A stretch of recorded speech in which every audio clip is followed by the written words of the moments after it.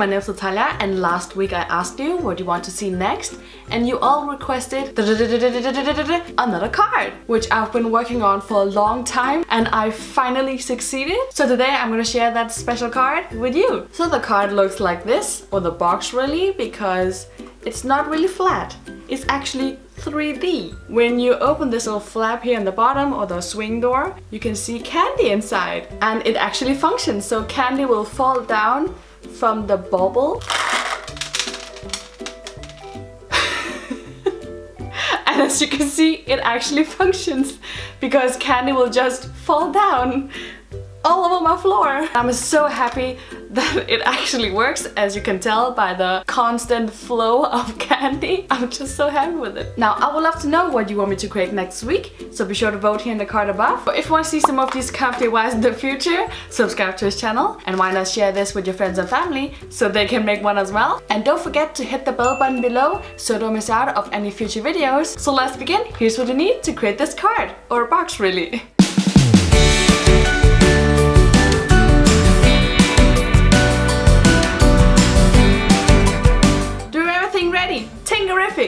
Let's begin!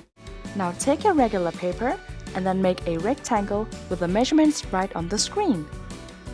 Now on the long side, measure out and mark 1 centimeter, then 2.5 centimeters, then 10 centimeters, then again 2.5 centimeters, and then make sure that the last bit here is 10 centimeters long. And you also need to repeat the same measurements on the opposite side. Now connect all the markings with some lines. Underneath these two figures here are going to be 2 more figures. So underneath one of them, measure out 3.5 centimeters, make a line, and also do the same thing on the opposite side. Then connect the 2 lines with another line. On both sides of the figure, measure out 1 centimeter, make a mark, and then make a line. Underneath the other figure, measure out 1 centimeter, make a mark, and then measure out 2.5 centimeters, make another mark, and also repeat this on the opposite side as well. Then finally, make some lines across. Then cut it out, and also cut out the figure you just made. And you need to transfer it onto the opposite side so the stencil makes sense, and you can close the box in the end.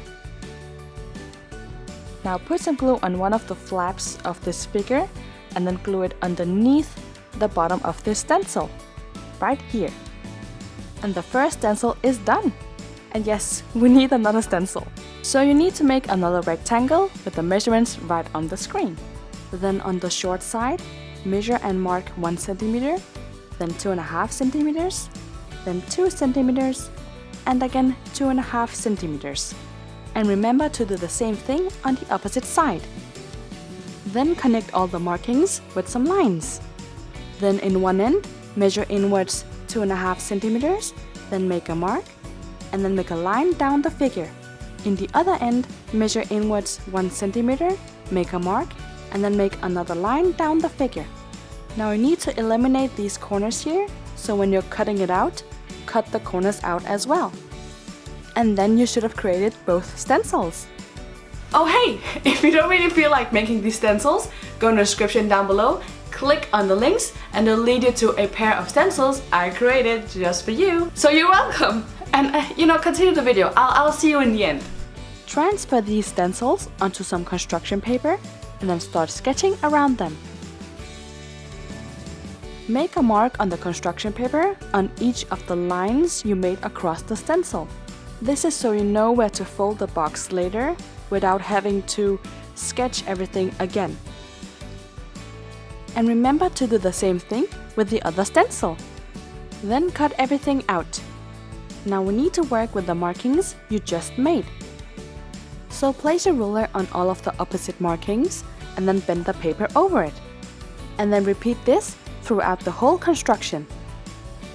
Then refold all of the folds you just made to make them more obvious. And remember to repeat the same folding process with the other figure as well. Now we need to open up these corners here with a single cut so cut them open along the folds.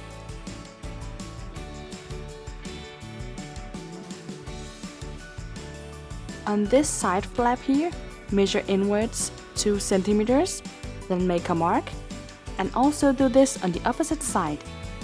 And from these markings, make lines inwards into the figure, and then you'll have created 2 more corners that needs to be cut off.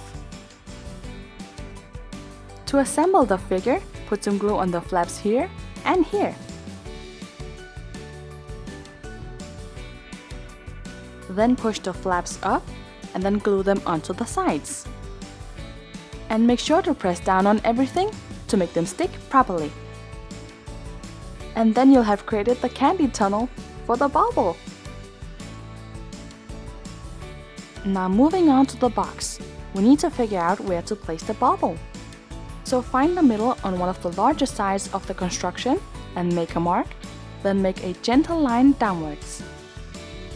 From the middle marking, measure downwards 2 centimeters and make a mark, and then from the side, measure inwards 2 and 8 centimeters and make more markings. And this is the area where the bauble will be.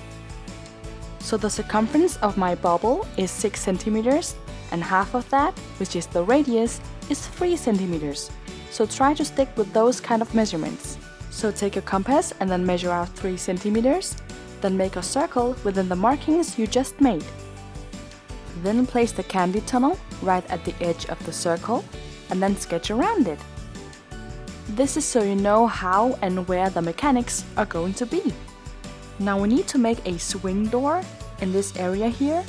Measure 2 centimeters from the bottom and make marks on each side. And then just sketch a little door at the bottom. Now cut this little circle out and then cut the door open. Now that everything is opened and cut, we need to decorate the front. But first, we need to support the back of this because the back is rather flimsy.